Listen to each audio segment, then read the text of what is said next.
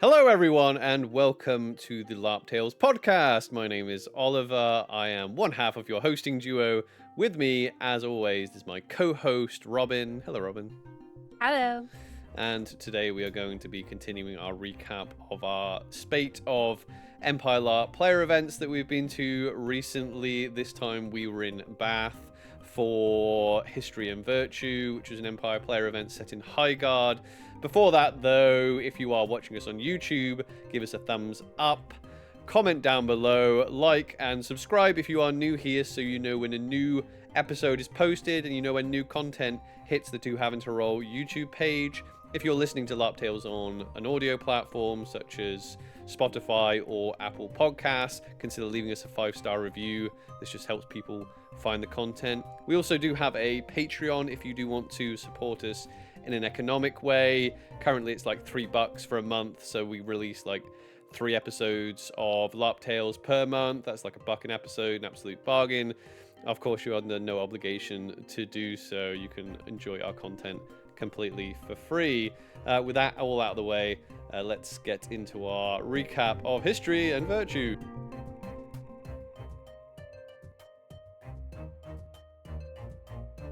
Yeah, so like Oliver said, History and Virtue is a Highguard player event. So I see it's set in Bastion in Highguard, and OC, it was set at the Roman Baths, which is in Bath. So quite a local player event for us, but also quite a special one because last year we attended History and Virtue and it was our first ever player event. And it's what really set us up for being able to go to more player events. And it really like set the bar for us there. So it was really nice being able to head back and to experience that again, but just with that knowledge and that experience from last time. But yeah, what I really love about this event is, first of all, it's a beautiful location. Like you cannot go wrong being somewhere like the actual Roman baths. But also the amount of game that we managed to squash into such a short period of time. What do you think? Yeah, I mean, this one, the event was run by Scarlett, who came on the podcast last year. We talked about the event in that podcast, so go check that episode out. Scarlett talked about running the event because they did mention that it's like a higher price point for a player event for the amount of time, because it was only like a 6-hour less than a 6-hour event, isn't it? It's like a Yeah. 5-hour event. But to the setting, like you just said, Robyn, is quite unique. So for like non-UK people, that might, well, maybe some UK people that don't really know like this part of the world, like so this where we are in like the southwest and like the West Country and all that. That it was a popular area for the Romans when they took over, when they occupied Great Britain. So Bath is called Bath because of the Roman baths that were built there. So the Roman baths are still very well preserved there. So there's obviously several different Roman baths in Bath, right? But this one that we were playing in is like a museum. So we'll put some of the pictures up, but yeah, like the downstairs where they've got like the original stonework and things like that, which obviously like the ground is uneven, but then they've got the actual baths that are still like warm and things like that. They keep them warm, so you've got that kind of mist rising out, and it's like this big. I don't even know how big the actual that main bath is. It's pretty huge, right? It is absolutely huge. I mean, what's really unique about this place, well, is the acoustics. Like the acoustics in that entire area is just, it's so interesting. It's one of these places where I don't know what the name is for it. But you know, like you can like whisper something at one side of the room and it can be heard somewhere else. It's got that feeling about it. It's very much like oh, I don't know what it's called, but you know what I'm saying, right? Like it's one of those places where it's just the acoustics are just so unique and interesting. what they had this time as well is they really utilized the space around the bath area. There's little like indents and hideaway sections, and they actually use these spaces to create game, but also to encourage very specific role play. Hmm. Um, this event, we did have some wins beforehand, which went into detail about all the issues caused in the area by the cold sun. And Yeah. the cold sun is the day eternal. It's annoying everyone at the minute.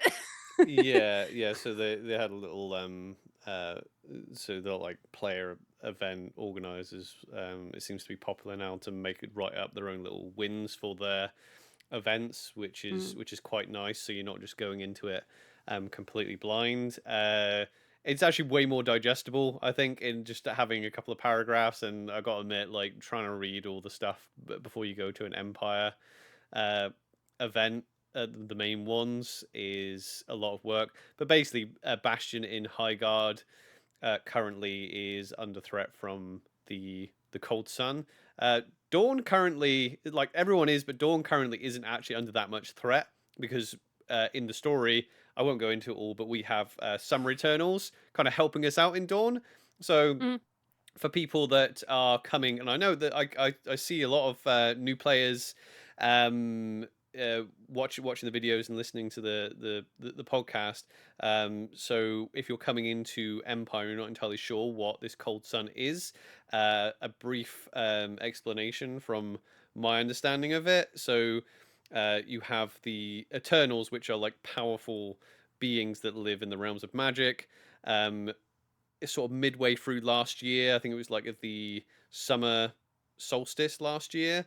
Yeah, Um, summer solstice. at the summer solstice last year, a new herald from the day, new eternal from the day realm made themselves known. And I'm not entirely sure how they even found out the name of it, right? But it's called the Cold Sun. Its heralds that it sends are kind of blue. That they give off the vibe of like some kind of AI villain from a sci-fi Yeah. movie. They remind me of um like the Smith agents from the Matrix, or the like the Reapers from the Mass Effect game. So they're all very kind of we haven't got any much information on them because they don't seem to want to have any dialogue with us uh, yet. Which is interesting though, isn't it? Because like yeah, because like I don't think anyone has heard any dialogue or any sound from them so far. That's like the little bit of information that's going around at the minute, that there is not just that there's no dialogue, but there doesn't seem to even be any sound, which is quite creepy, Yeah, really. but they kind of showed up out of nowhere, and the aggression seemed to kind of come from nowhere, and we don't know what. So this is kind of diving into some of the IC conversations. We don't know what the motivation for this Eternal is yet. But Yeah. the way it is attacking us is that it's basically springing up from they're springing up all around the Empire. So it is a threat from within the Empire. It's not as if we're getting attacked by borders with this one. We are the entire Empire is getting attacked by these Cold Sun Heralds at the minute. Yeah, because like wasn't our first sort of experience when they were attacking the Harps Bastila? Yeah, That was summer last year, and that was our like first like little like, oh well, we're done. She'll go and deal with that. yeah. Didn't go well. Again, it was a little bit like if anyone likes those video games, the Mass Effect video games is a bit like it felt a bit like that. It was like, oh, there's a new uh there's a new day eternal, and the heralds just used they seem to have a multitude of shatters, and it was just absolutely merciless. They literally just executed as soon as you went on the ground. Yeah, so we lost a fair few characters to them, and it seems to be happening a lot. But they kind of came out of nowhere like Thanos or something, and now we're like, Yeah. oh no. So currently in as it pertains to this event we were at, Yeah. yeah, Bastion is under a big threat from them. So they are currently the Navigators of Virtue, who in character are the ones that are. So we're going to their chapter house. They were hosting us. That was the in character venue. for us. They're currently also taking in lots of refugees. Yeah. So one cool thing that they did at this event, which I really liked, was they had NPCs there for Yeah. a social player event, which I think really stimulated roleplay a lot more than just throwing all the characters into a room and talk. Because we can, obviously, you can talk Empire, no problem. But I felt like to kick everything off, it got things. There was always something to talk about because you had Yeah, and NPCs like there. that's what I mean as well, but like utilizing that space. Like when we first went in, those little indents and things is where a lot of these refugees were, which would make sense if you have just been through something like that. And now all these heroes of the empire coming in and everything, you're going to be a bit more like withdrawn and back. And it was quite interesting to watch that role play as different refugees started to come out of different parts of the walls and start to speak to people. And it was quite insightful. Like, I won't say everything they said because this is very active game, but it was quite insightful hearing their own experiences of what they had been through and everything when they to the point where they actually had to leave and come to this chapter house. Like, I mean, it was just it was so good. And the role play from them all was amazing. It is true. Bunch of LARPers in a room. We're all going to role play. We're all going to create some kind of drama out of pretty much nothing anyway. But seeing so many new players and new LARPers come to these player events, I think having those NPCs to interact with is such a wonderful way for them to be able to get brought into the game and also get little bits of information from them that current players might not even have. Yeah. So they had other NPCs there. Exarch Luke. I'm not entirely sure what Luke's position is within the actual chapter. I don't even know how the chapters are either. I can't remember. I've definitely been told how the chapters are all laid out when it comes to hierarchy. Probably by Scarlet. Yeah, yeah. Who knows? Anyway, Luke is the Archmage of Summer, and we talked again in that podcast that we did with Scarlet last year. We talked a lot about Archmages and what the role is of Archmages but in a brief summary, they are the ones that have the dialogue with the Eternals for that specific realm. So if you're the Archmage of Summer, you are the one who gets to do a plenipotentiary. There we go. That sounds like a word. Yeah. Yeah, For that. yeah. Is that the word? So you can basically like parlay with a or ask for a parlay or a conversation with an Eternal once every season. We actually had like 3 Archmages I counted at this event, and because we've got this new Eternal knocking about, there was a lot of people were talking about. There was a lot of Eternal conversation. Anyway, what was I getting at? Oh yeah, the NPCs. So we had a couple of Heralds of Rhiannos, and we had who else did we had a Spring Herald there as well, right? But I never spoke to them. I didn't interact with them. It was No. the Renes ones that we interacted with, Yeah, wasn't it? yeah. So the Rhiannos ones, I really appreciated that. It was really cool because obviously you've got your own little kind of groups, and you have the characters, especially characters, and you're talking about what's happening in Empire, what's happening at Anvil, and what's happening throughout the Empire. But it was those NPCs just spark little bits of conversation. They're not huge, great big plot points, there's not, but they are something just to slip in and stimulate conversation. So it was quite funny when the Rhiannos Heralds came around to us, and Mortaire, by the way. So our group this time, we were like half of the player event, which is not quite, but almost. Definitely half of the Dawn player event who was Yeah. there. It was like I think I keep getting told that we look intimidating to come up to, and I'm like, we can't be that intimidating, like I normally have resting friendly face. It's fine. Looking at photographs, I'm like, oh my God, we look terrifying. Why do people even bother speaking to us? Yeah, no, I was actually quite surprised. There's that one picture of Daemon, Nymeria, and Lucan and we're stood there. I'm like, I'm surprised anyone came and spoke to us. Actually, What's really bad is that picture that was taken, and we're just looking like so stern. We were happy in that moment because we were getting some quite interesting support from someone. And I was like, wow, if that's what I look like when I'm hearing good news, I'd really dread to think what my face does when we're hearing bad news. Yeah, it was funny. But yeah, so when we're down in the baths, the Rhiannos Heralds are like, oh, they look scary. And I'm like, no. I was like, don't be afraid. And we had, so I'll say what my conversation was like with them. So Rhiannos is a summer eternal that really likes adventure. So they are, and he's often depicted as like a dolphin. So that they were looking for stories of adventure, and I think I sort of tried to give that. I've got plenty of horror stories.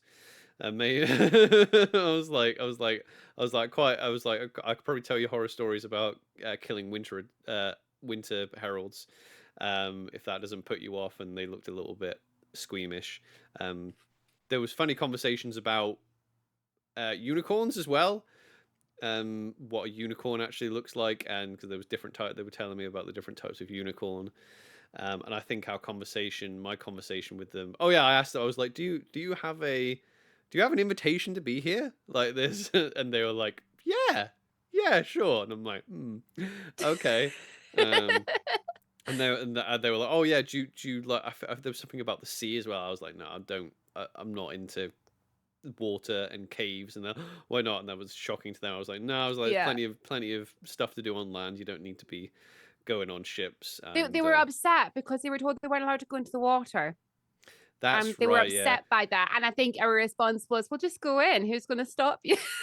I was like, well, What's there? You like water? yeah. There was speculation that in the water there was a creature living under there. So, like, what I really loved about the Heralds is, first of all, the people who were portraying them did an absolutely amazing job. Like, they gave this vibe of being really friendly and really approachable and really curious, and at the same time, something not quite right and something really sus about them, which I did literally ask. They were like, oh, do you have any weapons on you?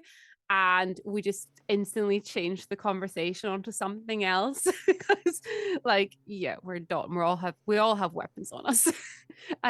But when they were looking for stories, and when they were like, oh, we really want stories of adventure and everything, and they were kind of creeped out by a lot of the anything that had a lot of violence. And then they were like, oh, so you two? I was like, no, yeah, we're married. We actually met on an adventure. And they went, oh, what to hear about? I was like, right, well, we were killing this winter herald. And then instantly they kind of went back to being like, oh no, not killing again. And I was like, no, but it was beautiful because that's where we met.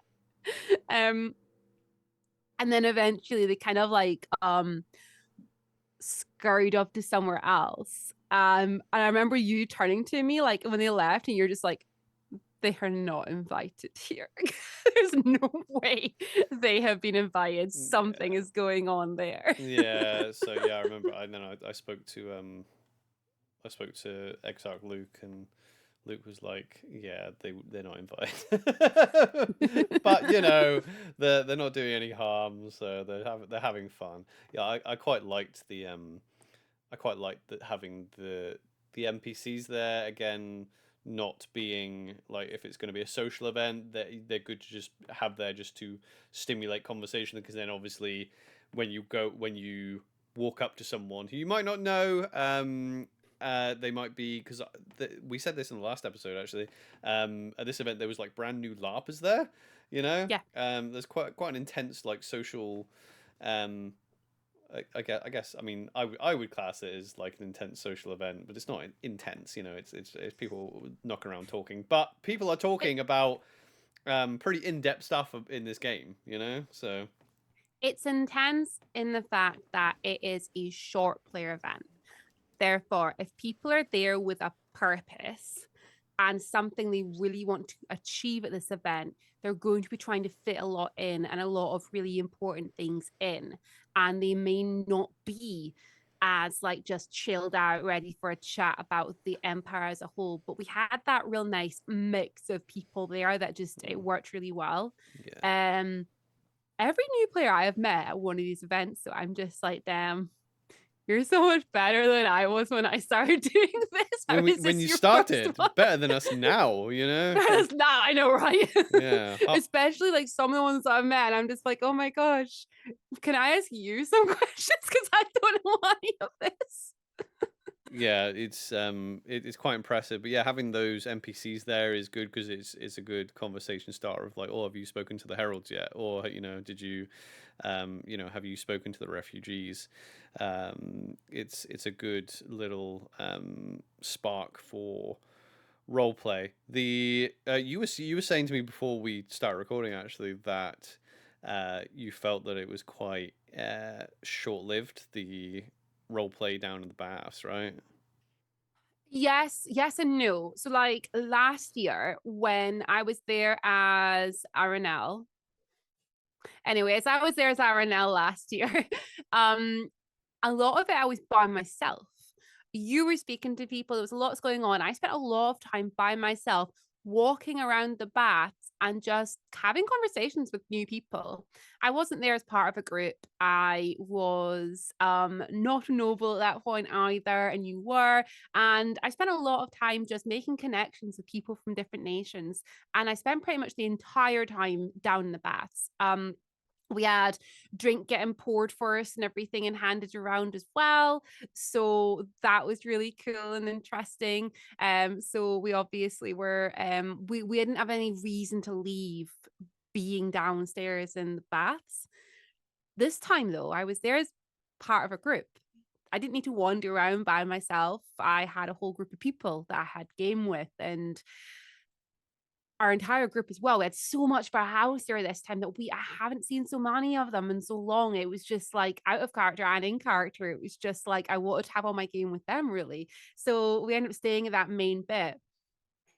But then the reason I think it was so short lived for me in particular is I went upstairs and then I got caught in some really interesting conversations that basically went right into the point where then everybody was coming up from the bath. And I was like, Well, yeah, no, it's whoops. because yeah, because like it's only a 5 hour event, so it's like an hour down in the baths, and then you go upstairs to the main uh kind of dinner hall ballroom suite thing that they've got there, Yeah. which is another lovely part of the building, obviously. And then we were To the eating. museum.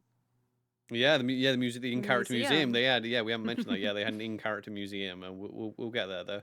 Um, and then you're eating at like 9 in the same place. So really, like by the time we like spent half an hour talking down in the baths, then we were like, right, up to the bar to get more beer. And then when we went to the bar, and then it's like, oh, you go to the bar. Oh, let's go to the toilet. And then we went to the toilet, and then then you get caught by characters that and then we ended up with some real good conversation that was worth missing out on the time down in the uh baths anyway. So yes, you know who you are. It was definitely worth those that long conversation. And what I will say as well, like I had so many amazing conversations this event. I am very grateful to those who have reached out with IC mail to actually recap those conversations oh, for me. I had an absolute I had such a Oh, good time at this player event. Even though it's only 5 hours of role play. Because we went to two other player events the weeks previous, I felt like I was actually warmed up as Daemon. yeah. So I felt like it was like, right, okay, now I'm starting to we're just running straight into it now, like you said, because we had more house members there this time. It was uh yeah, it was just great. And there was some, compared to the other two player events, there were people there that were a little bit more involved in our game as well. Mm. Yeah, so Oh my gosh, like seriously. So one of the things, like as Aranel had like a really good connection with the Imperial Orcs, and I really loved that. I loved all the game I had there.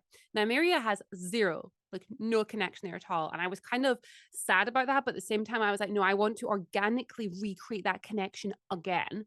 And I feel like I had a lot of game with several different Imperial Orcs at this very event, which was just so much fun. Yeah. I don't know what I've agreed to at this point. I do not know what you've agreed to at this Oh point. yeah, yeah, But I agree. We can tell most. I think we're safe to tell no, I most of think we this can tell this story. bit. It's just fun, Yeah. I think. So Yeah. are you okay for me to tell it, or Yeah, would you yeah, prefer to say it? yeah. Yeah, go for it. Yeah. So at E4 last year, the autumn summit, this was the event. So our first event as Daemon and Nymeria, but obviously the summit previous was the death of Lady Aranel. And at E4, the Red Hand Orcs had come by Camp Mortaire, and they gave the camp a gift in kind of respect and solidarity to Lady Aranel, because Aranel was an ally of the Red Hands, which are a clan in the Imperial Orcs. So they gave us they gave the camp this brooch. I didn't have it originally. Well, we didn't have this item originally. I'll explain how we got to get it. So I think it's hallowed to pride. It looks like so this is obviously the ribbon, and it has a roleplay effect on it. If I was a priest that kind of recognize these roleplay effects, I'm pretty sure it's pride. Anyway, so it ended up with Cerinthy, and then I think she obviously brought it to History and Virtue, and Killian, who wasn't at wasn't at the event that the Red Hands gave the gift to House Mortaire, because the Red Hands had also promised to come back every year and rehallow it as well. So I think Killian just like he came across this hallowed brooch, and he was having conversations with a certain exarch, and was like who was needing guidance, and he was like, well, take this brooch. It'll make you feel like that you have made a decision, and you can stand by the decision in the future. So anyway, there was a red hand at History and Virtue that saw this highborn with the brooch that they had gifted to House Mortaire, and they were very Goodness sake, offended. Killian. They were very, very offended. This is a great bit of game. Oh, it's beautiful. Because I think obviously the orc player got a lot of game with different people because of this. So when I'm saying they're offended, like they were in character offended. So we had to, by the time this all got round to us, they were like, hey, we gave this because of our relationship with Lady Aranel, like you shouldn't have given that away, blah blah blah. And obviously us as a family, we're like, right, okay, we're gonna have to defuse this situation, and we diffused it very, very diplomatic, didn't we? I was so diplomatic. Very, very diplomatically. So the brooch has now weirdly returned to the players, the player of the character that died. So Nymeria currently is wearing it now, even though it was That gifted. this all happened in game. It Yeah. was just so Yeah. perfect that this was, gifted in memory of Aranal, and it is done a full circle and organically then being put onto Nymeria. I think Oh, I think it'll probably go to other house members, that because especially if they are going to rehallow it, it's something that we can give to other house members that are going through that type of decision making process. So yeah, especially since we have a lot of people doing like their tests of metal and things. There's a lot of things there that, like, in the house, it would make sense to have this as something in the house that, you know what, I'm going to, present this to you, and, it will help you go through this part of your task. yeah. It's just really beautiful, the sort of game that we've like had created there. Yeah. And So we Back in with the red yeah. hands. Well, I did offer apologies and more. So but again, that should give me some more game. I'm In coming with you. I want to see yeah this. that'll be fun. There was so many good conversations. You've already mentioned that there was a in-character museum there, so people had brought like objects and um, pieces of art as well. Um, Roslyn in our house, and uh, Isidore, a friend of the house, had collaborated on some paintings as well. One of them I really liked was the people will recognize this from like the podcast we did with Rosa, who's the new Empress elect, and when she was on the show, she described how she uh, what the title, which was Crown in Thunder. So I don't know if that's official yet, but yeah, Rosalind Isidore did a painting which was the Empress elect Vesna getting crowned in Thunder, which was quite cool. But the idea of it is that they've got all these pieces. There was like a unicorn horn and things like that, and people had written descriptions on them, so you go and read them. And usually at this type of event it's full of like religious debate. This Yeah. event is quite prominent, so there's a lot of people standing around these items being like, is this virtuous, is this heretical? There's a lot of that at this event. No, I mean, I didn't get as much time with the museum this time. I remember, like, I actually remember walking to it, being like, I'm going to go and look at the museum. It's just never happened. I ended up like having some really exciting conversations with a lot of different people. And then it kind of brought us to a point where where I was like deep in conversation with a few people, and then I just hear Daemon at my no, was it you that came to find me? Who was it came to find me? Somebody from the house came to find me because we were like gathering the house up for a photograph, for a painting. And we were able to get everybody together and run back down to the baths, because the baths themselves, now if I'm correct me if I'm wrong, but I believe it was 10 p.m. is when we had to be totally out of there, but they moved Yeah. everybody up like an hour early. It gave the opportunity for photographs and things. So we got the whole house group down there, which was incredible. We got some wonderful photos down there. Got to see a few friends and everything. And then this was incredible. Now, earlier I mentioned the acoustics. I mentioned this sort of interesting architecture that was within here. There is a section, I guess the only way I could describe it is like a stone dome, complete darkness. The only light was the flames in the background. And one of our lovely friends, who plays Skywise Graka, invited us for a Steph. walk. I'm pretty sure Steph is fine because we Steph. yeah. Steph was also one of the photographers as well, who took us down to take You all know who Draka is. take the stuff. Also, yeah, like playing Skywise Grauka, who's also the Archmage of Day. Quite an intense time because of the stuff that's going on with the new Day Eternal. So I don't know how Steph is doing this in a minute because this is intense. Mm. But Steph invited us over to listen to what turned into like a private showing. There was a small group of us. There was obviously us there, listening to a few house members. I know Nat was there, who was also there as a star of photography. And we got to listen to this beautiful sound as Steph sang into the dome. Now, at this point, the staff members in the area had been like trying to usher people out because they were trying to close up the baths.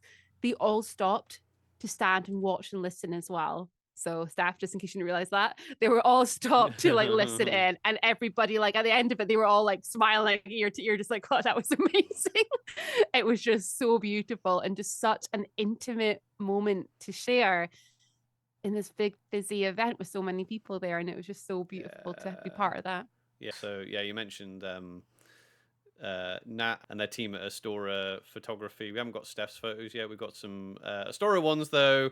Yeah, Astora got some really, really good shots of House Mortes, particularly Daemon and Nymeria. They've got some really, really good shots that really embody the characters, specifically as a couple that I'm just like, I am very surprised that anyone came to actually speak to us at any point, because we do look quite scary. It's your jewelry as well. Like the spider jewelry is just stands out so much. And in all the photos as well, like it's just like so clear and everything. But yeah, like we always like it's weird because at this event, I'm like, I'm pretty sure we spent quite a lot of time apart at this event, although there's so many photos of us just like together there in the same group and things as well. Yeah. Yeah, no, so we got like so many good shots of the group as a whole. And some of my favorites were actually moments that I'm just so glad were captured. So there was a moment where we were all sitting at a table. So there was I was there as Nymeria, Daemon was there, and of course Birch, you know, everyone's favorite, sitting there in the middle, and we were all reading something. And this struck like, so this was like quite a cool house moment here. The thing we were reading, Damon read it first and was not very happy about it. Well, And he'd yeah. like, It's heresy. It was heresy. It's heresy. He'd like chucked it over towards Nymeria as if she was expecting to read it. And she kind of like looked down at the piece of paper that was like askew on the table and like gave Damon this really dirty look as he was looking away. And Birch leant over, took the piece of paper, squared it up in front of her, and placed it down properly, you know, so she could actually read it. I just thought that was quite funny, just having those like because Aranel and Godric were very much this little like, you know, unit together, and you know, like so supportive of one another, and they were just like young puppy love. Nymeria and Daemon, I feel like there's a lot of fire between them as well, in the sense that she was about to be like, "How dare you just chuck that over at me? Who do you think I am?" sort of thing. And it was just Birch in the middle, being like, "I'll just diffuse this now before it starts." Yeah, no, it was fun having the house dynamic there as well. It was. I mean, it's always a good event when it goes by really quickly and you've had like 100, and then you look back and you're like, wow, that was quick, but you've had like 100 conversations. I really enjoyed at the end of the night. Yeah, myself and Silas got to do a bit of role play. So Damon, he isn't a priest. Yeah, I feel like Damon. I want to have like 7 different priests that I can go to and annoy for for guidance in the way. That conversation was quite interesting. So I think what was sparking that? Oh yeah, that was it. So we were talking about. I think me and Killian were talking about Truly Owl. So Truly Owl. Yeah. You can use it for past life visions, and that conversation was fun because we were then joined by an Imperial Orc talking about Truly Owl and what would happen, because we kind of know what happens when you kind of eat Liao, but Truly Owl, we're like, what would happen if an Orc ate Truly Owl? And I was like, oh, I think I met a Napoleon Orc not long ago that might. Oh, he's actually here. And then the Apulian Orc came up. So yeah, it was a real. So that's sort of a joke at this point, isn't it? Yeah, it was a really cool conversation at the end of the night. I had quite a bit of drink actually as well, so I wish I could actually remember more of it. It probably wasn't as an interesting conversation as I thought it was. I believe when I came over, you and Silas were like, you know, you'd done some sort of like strip poker game and you were dancing around the place. Yeah, well, no, it wasn't quite that bad. It wasn't quite that bad. Although I was kind of grilling the both. It was quite funny actually, because I think the orcs became a bit of a united front, because I was maybe going a bit hard on the whole, because at the autumn solstice when I went and listened to the Jotun Godi, and I was like, well, what is the like? I don't understand this. Oh yeah, we can hear our ancestors, and they kind of venerate the ancestors, and I'm like, but you don't get a choice of what ancestors you get to pick. I was like pressing this point of just like, yeah, but just because you're like you can hear this answer doesn't mean that ancestor wasn't an idiot. The way encourages us to be, curious through wisdom, right? Yeah. I'm turning into Daemon now. So we want to be curious through wisdom. So surely you don't want to just listen to the first, voice that comes into your head without questioning it. It's quite funny the Imperial Orc and the Imperial Orc kind of join forces a little bit, and just like we're trying to explain this. But yeah, it was quite a I love that. I love that part of this game when you got all these different perspectives on just one topic, which is basically just nonsense in a made up game. It's so fun. No doubt. Like honestly, the amount of just little moments in this player event, the connections that we made with so many people was just so wonderful. And also like just remaking those connections that we have with our previous character. So previously Ironell and Kay had a really good connection. But now coming in as Nymeria, we decided that there was going to be a connection there in our background, but we were going to make it out that this was the first time that we had seen each other in a very long time. So we got to have like quite an in-depth conversation together, and that was actually caught by Astora. The moments as we were standing there having these conversations and everything, which was really beautiful when these sort of moments are captured and they do measure up to how you imagine them as well.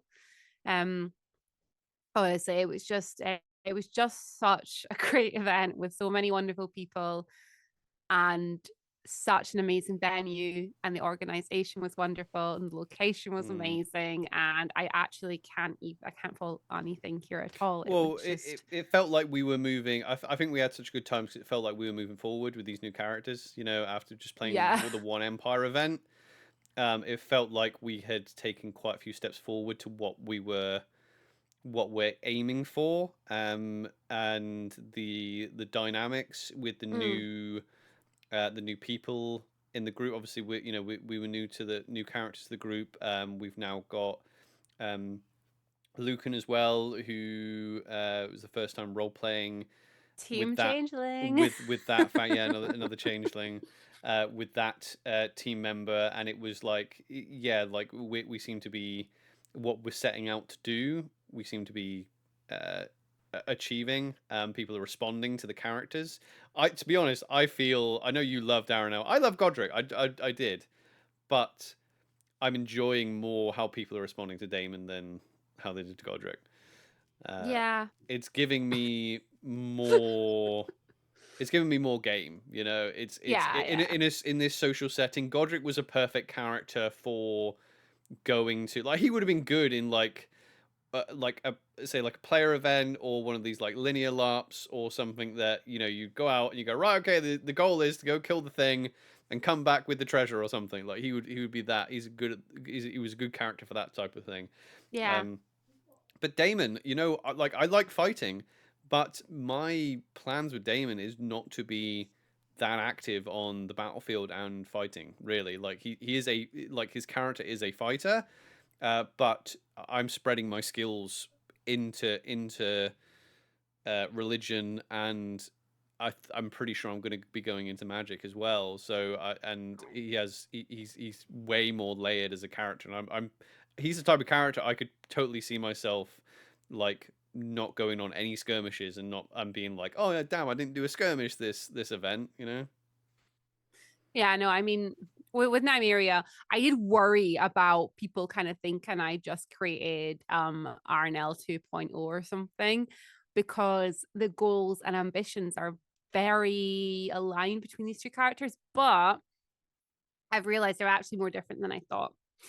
Nymeria is all military focused, and yes, RNL was interested in that as well, but I think that myself as a player has just gotten a bit more confident with that, and I just have this sort of, I cannot wait to just really properly continue to throw myself into the military game, to continue fighting, to continue going for different things, but also to really push that sort of like femme military position that I just like. If you'd spoken to me a few years ago and said, yeah, you're going to be like into this sort of hobby or and things like that, I never would have seen myself here now putting myself forward for different things and being so heavily involved in the military game. I wouldn't have had that confidence or that self-belief. But I think that's what's really wonderful about this game, is that really like it pulls it out of you. It makes you kind of be like, well, you know, take player events out of it. This is a game that runs 4 times a year. If you're not putting everything into it, then you won't get everything back out of it. And it's just really, even though this was the last player event before E1, I felt like I was just like going for every single conversation I possibly could and just try to get so much out of it. And it was amazing. I do have one regret though. I didn't manage to get a chat with the Archmage Winter. Didn't manage. And it was on my list. Well, And I I mean, was you like, I got, need to chat to them. yeah, I mean, you So got to talk I'm to two archmages, so mm-hmm. Oh um, yeah, no. The archmages that I did talk to and the plans that have been put in place there are pretty exciting. yeah, Um, I will actually track the Archmage Winter down though because mm, I need a conversation.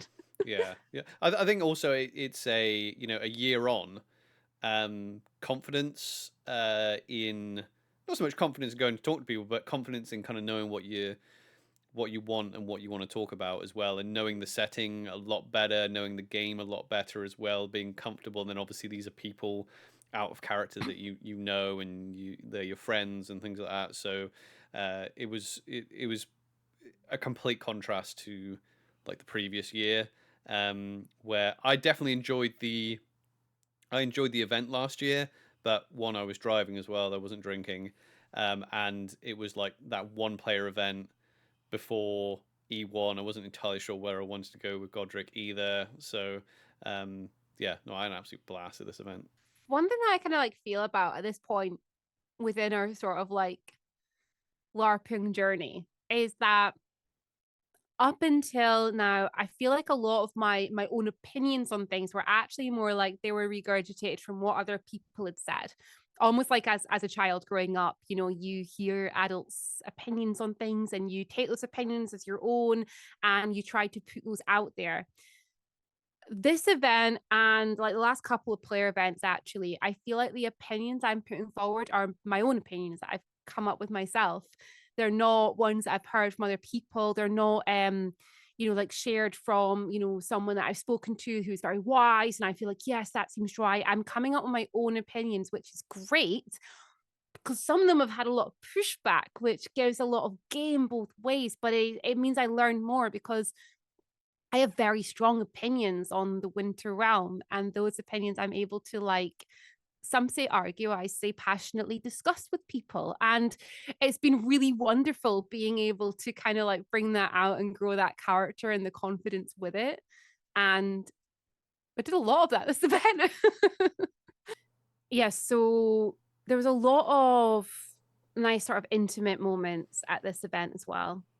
Nymeria got to speak to Arjon, who is the Earl of Griffensong, and we actually went off out into like a little like separate room away from all the busyness of the main room, and we're able to speak about many different things, mainly about what Nymeria is hoping to go on and do going forward. And Arjun was very good in the way that he questioned her on several things and made her really think about quite a few topics actually, and he left her to ponder over a few things that is going to be coming to light, I assume, at E1. But it was quite intense, those sort of moments and those connections with people that OC we know, but I see we just haven't had those connections with. this event, there was just so many people, like you said earlier, Oliver, like that were their game was linked into what we were working towards and what we were actively doing, which is what was really, really cool about all of this. Yeah. Yeah. Yeah, E1's going to be absolute fire. Bath as well. What a real nice city as well. The following day, we stayed in a real nice Airbnb. Oh, we did. Yeah. So mm, we had like a little group of us, and we all stayed together and hung out there, which is pretty good. And then yeah, we all headed off. Yeah, we stayed in like a really nice Airbnb.